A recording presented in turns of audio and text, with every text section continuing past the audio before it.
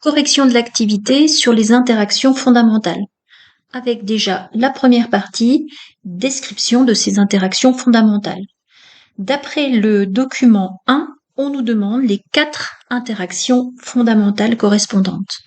Donc il y a l'interaction faible, l'interaction forte, l'interaction gravitationnelle et d'après le texte, enfin, l'interaction électromagnétique.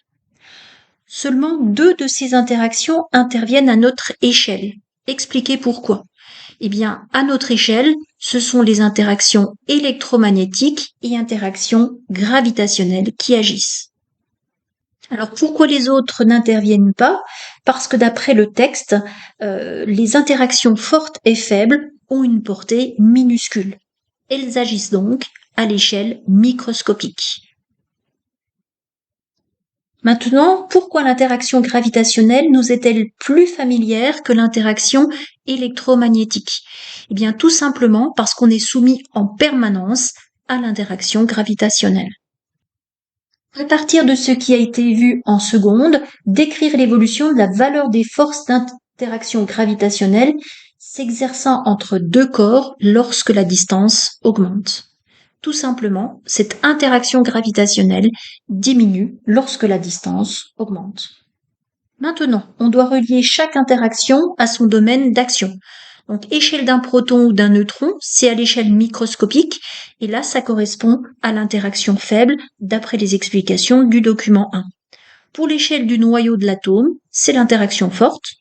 Échelle atomique, moléculaire et humaine, eh bien, c'est l'interaction électromagnétique. Échelle planétaire et astronomique, ça correspond à l'interaction gravitationnelle. Pourquoi? C'est la question 6. L'interaction gravitationnelle domine-t-elle à grande échelle? Eh bien, elle domine à grande échelle parce qu'elle est toujours attractive et donc elle est aussi cumulative à grande échelle. Pour chaque phénomène physique, on peut reconnaître l'une des 4 interactions fondamentales. Donc maintenant, il va falloir relier. Pour l'interaction faible, donc on sait que c'est forcément à l'échelle microscopique et ça correspond à la radioactivité bêta par exemple, transformation d'un proton en neutron ou l'inverse. Ensuite, l'interaction forte, là ça se fait également au niveau d'un noyau et là ça correspond à la fission d'un noyau. L'interaction électromagnétique, donc là il va y avoir plusieurs cas. Déjà la lumière, ensuite les éclairs d'orage et aussi la boussole. Pour la dernière, interaction gravitationnelle, eh bien, on a la chute des corps qui intervient, la poussée d'Archimède, le phénomène de marée et le mouvement des planètes est aussi régi par l'interaction gravitationnelle. Partie 2, découvrir cette fois-ci la loi de Coulomb. Il faut déjà dire si la valeur de la force électrostatique est proportionnelle à D carré ou 1 sur D carré.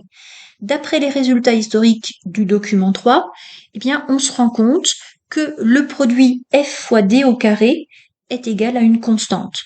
Donc, ça veut dire que forcément, la force est proportionnelle à 1 sur D carré.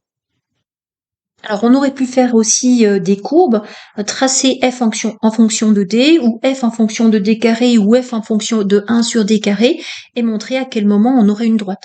Là, c'est un peu long, donc on se base directement sur le produit F fois D carré.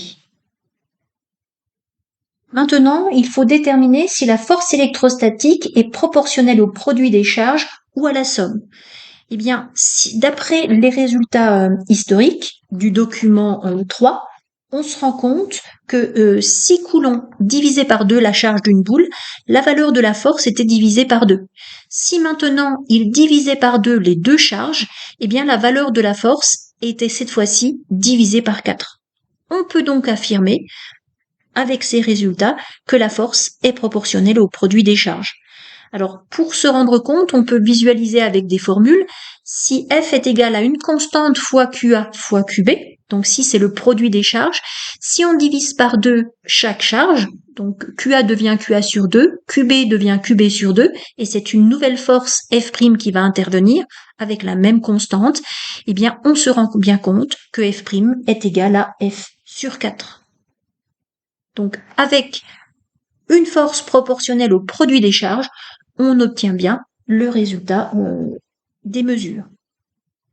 Sachant que la constante de proportionnalité intervenant dans la loi de Coulomb est notée K, eh bien, on peut affirmer, comme on a montré que F était proportionnel au produit des charges QA fois QB, et que F était proportionnel aussi à 1 sur D carré, on peut affirmer que F est égal à K fois QA fois QB fois 1 sur D carré. Alors, plus précisément, la valeur d'une force est toujours positive. Et attention ici, QA et QB sont des grandeurs algébriques, c'est-à-dire que le signe d'une charge peut être positif ou négatif. Donc, pour ne pas avoir de problème et pour être sûr que la valeur de la force est toujours positive, on prendra la valeur absolue du produit QA fois QB. On peut maintenant terminer en complétant le tableau comparatif entre l'interaction gravitationnelle et l'interaction électrostatique. Donc la caractéristique de l'objet responsable de l'interaction pour la gravitation, c'est la masse. Pour l'interaction gravitationnelle toujours, l'expression de la force gravitationnelle, c'est grand G, la constante gravitationnelle, fois le produit des masses sur D carré.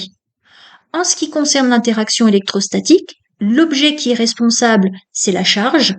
Et par rapport à ce qu'on a trouvé au niveau de la loi de Coulomb, c'est égal à une constante fois la valeur absolue des produits des charges sur D carré.